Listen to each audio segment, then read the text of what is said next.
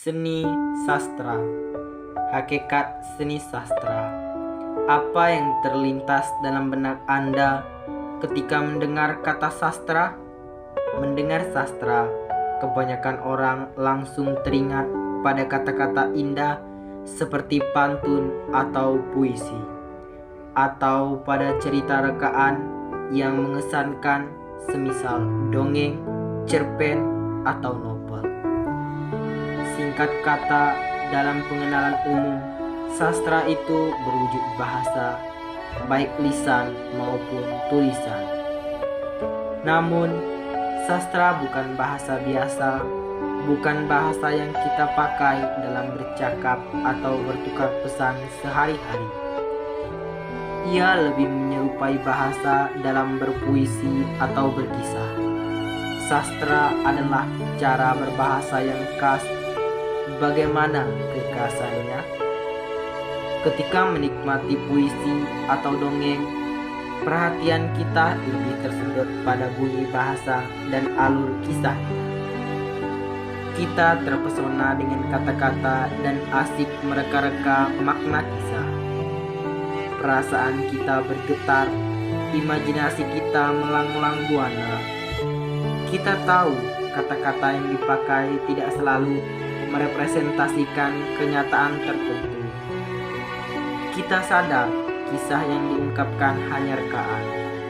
Namun, kita tetap tersentuh dan benak kita dipenuhi dengan aneka gambaran tentang sesuatu. Mengapa? Karena dalam sastra, bahasa digunakan untuk membangun kesan atau makna dari sesuatu, alih-alih hanya menginformasikan sesuatu. Mempertimbangkan penggunaan bahasa khas, maka Welek dan Weren tahun 1989 pada buku halaman 14 mengusulkan bahwa sastra lebih tepat disebut seni sastra, yaitu seni karya imajinatif. Seni artinya sastra merupakan hasil ciptaan dan ekspresi manusia yang mengindahkan syarat-syarat estetika.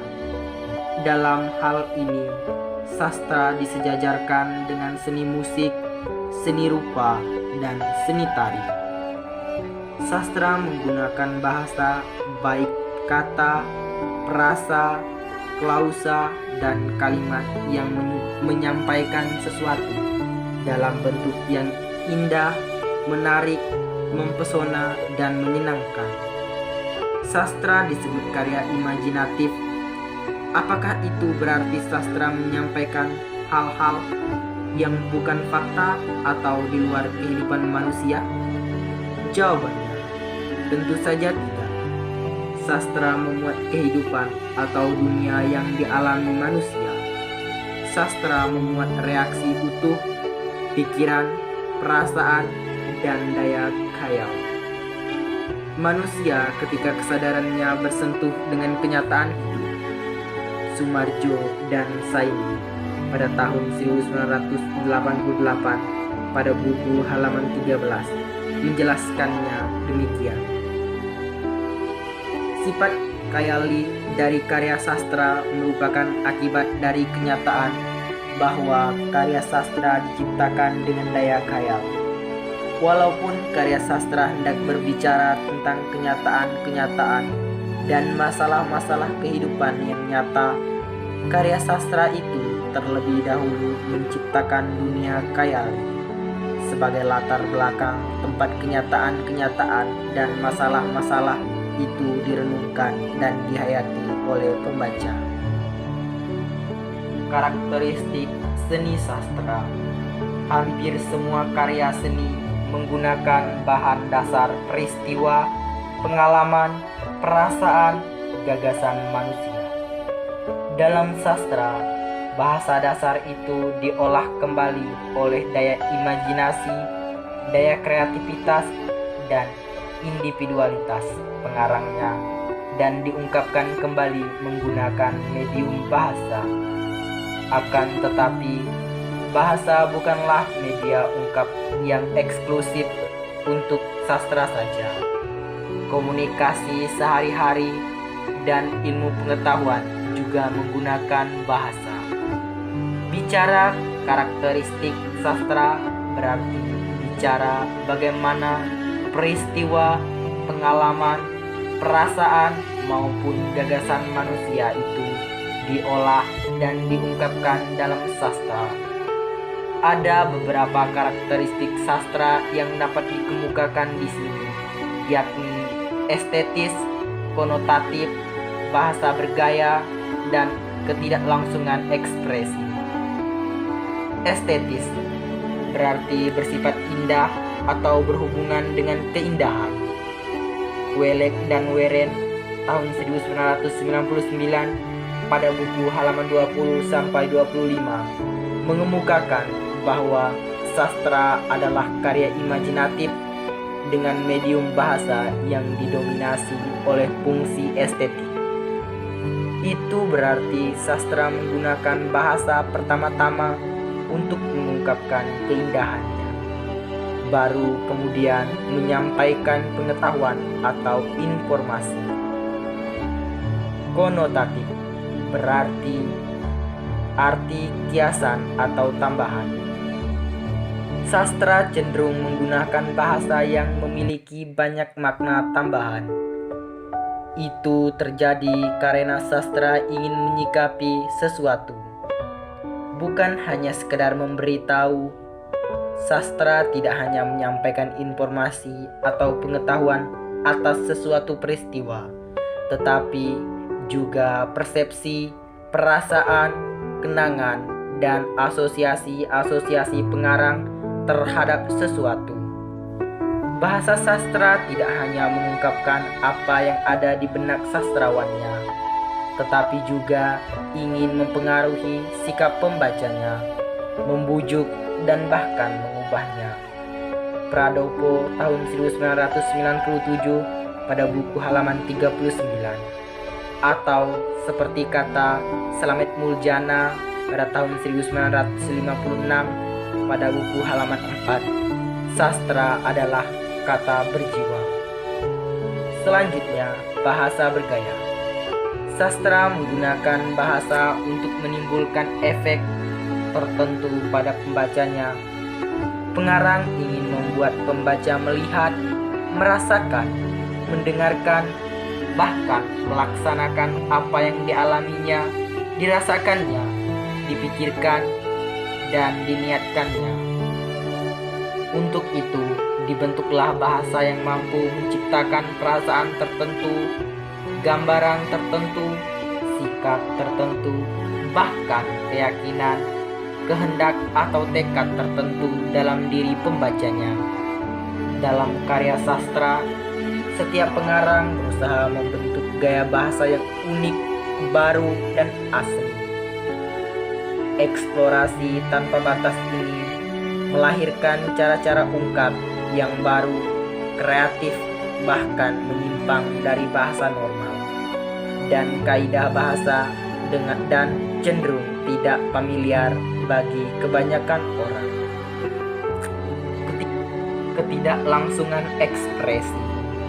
Sastra itu mengatakan sekaligus menyembunyikan sesuatu. Apa yang terlintas pada benak pengarang ketika menuliskan sebuah kata atau mendeskripsikan sosok tokoh bisa bermakna lebih, bermakna lain, bahkan bertolak belakang dari maksud pengarang ketika kata atau sosok itu dibaca atau dipahami pembacanya. Kata rumput kering dalam sebuah puisi tidak hanya menunjukkan pada objek yang dilihat pengarang, tetapi juga mewakili karakter manusia atau bahkan menunjukkan peristiwa sosial tertentu.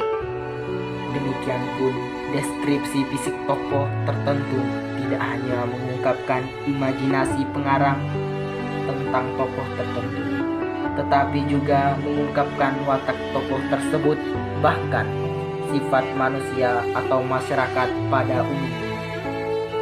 Fungsi sastra.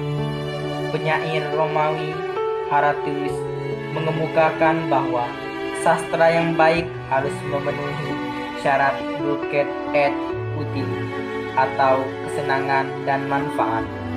Ouellet dan Warren tahun 1989 pada buku halaman 24-36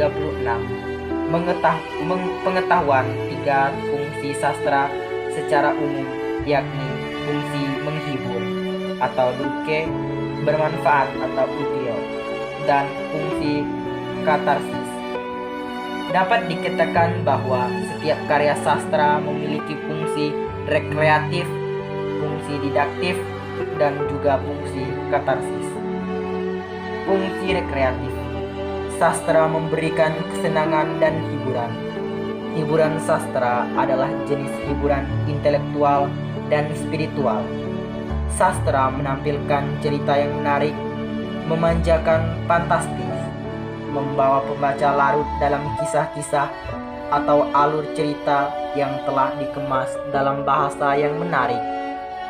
Pembaca sastra mengalami adanya kesenangan atau kepuasan batin karena terpenuhi kebutuhan atau keindahannya. Kesenangan karena terpenuhi kebutuhan ini tinggi daripada kepuasan batin karena memiliki handphone baru, mendapatkan indeks prestasi yang tinggi, atau mendapatkan pacar baru misalnya. Fungsi didaksi. Selain menawarkan hiburan, sastra juga memberikan pemahaman yang lebih baik tentang hidup. Sastra mengajarkan nilai-nilai luhur tanpa mengurai atau memaksa. Melalui cerita yang menarik, sastra mempengaruhi pembaca untuk menghayati hikmat atau nilai di balik cerita itu. Sastra adalah alat atau sarana penanaman nilai kehidupan. Itulah sumbangan terbesar sastra bagi kemanusiaan. Bagaimana sastra menginternalisasi nilai-nilai kepada pembaca? Menurut Sumarjo dan Saini, sastra menginternalisasi nilai-nilai dengan memberikan pada kita penghayatan lebih terhadap apa yang kita ketahui. Pengetahuan yang kita peroleh bersifat penalaran, tetapi pengetahuan itu dapat menjadi hidup dalam sastra. Kita tahu bahwa membunuh itu jahat, tetapi pengetahuan itu menjadi begitu hidup dan terasa keriangan kejahatannya kalau kita membaca drama William Sankervert Matable. Dengan karya sastra semacam itu, kita diajak memasuki dan menghayati pengalaman kejahatan berupa pembunuhan. Dengan demikian, pengetahuan kita tentang larangan moral dan agama untuk tidak membunuh menjadi lebih hidup dan lebih terpenuhi. Sujarjono dan Saini tahun 1988 pada buku halaman 9. Apa yang dikatakan perubahan sikap terhadap pengetahuan dan norma larangan juga dilakukan untuk dianjurkan berbuat baik dan benar. Sastra bisa membuat manusia jijik, tetapi keburukan dan juga bisa membuatnya jatuh cinta terus-menerus pada kebaikan dengan cara mengubah nilai-nilai itu dari sekedar pengetahuan atau aturan menjadi sikap hidup. Fungsi katarsis.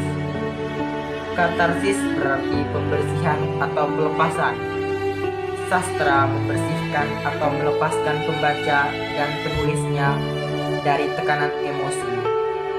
Menurut Ouellet dan Warren tahun 1989 halaman 35, bagi penulis, bersastra berarti melepaskan diri dari emosi itu. Bagi pembaca, emosi merupakan sudah berfokus dalam karya sastra dan kemudian lepas pada akhir pengalaman estetis sehingga mereka mendapatkan ketenangan pikiran. Gender sastra. Lukens seperti dikutip Nurgiantoro 2013 pada buku halaman 13 mengartikan gender sebagai tipe kesusastraan yang memiliki seperangkat karakteristik umum. Lebih spesifik, Mithael menjelaskan gender sastra sebagai kategori pengelompokan biasanya berdasarkan gaya, bentuk, dan isi. Berdasarkan ragam bentuknya, Aristoteles membagi sastra atas 3 macam, yaitu epik, lirik, dan drama. Tuew 1984 pada buku halaman 109. Epik adalah teks yang sebagian berisi deskripsi atau paparan kisah, dan sebagian lainnya berisi ujaran tokoh. Lirik adalah ungkapan ide atau perasaan pengarang. Drama adalah sastra yang didominasi oleh percakapan para tokoh. Berdasarkan sifat khayali dan penggunaan bahasa, Sumarjo dan Saidi 1988 pada buku halaman 18 menggolongkan sastra atas 2, yakni sastra imajinatif dan sastra non-imajinatif. Termasuk sastra imajinatif adalah puisi, prosa, dan drama. Sementara itu, sastra non-imajinatif meliputi esai, kritik, biografi, autobiografi, memoir, catatan harian, dan lain-lain. Berdasarkan bentuknya, Kosasi 2008 pada buku halaman 5 mengelompokkan sastra ada 3, yakni prosa, puisi, dan drama. Prosa adalah karya sastra yang menyampaikannya berupa naratif atau cerita. Puisi adalah karya sastra yang disajikan dengan bahasa singkat, padat, dan indah. Sementara drama adalah karya sastra yang pada umumnya berupa dialog. Secara umum, dapat dikatakan bahwa gender sastra meliputi puisi, prosa, dan drama.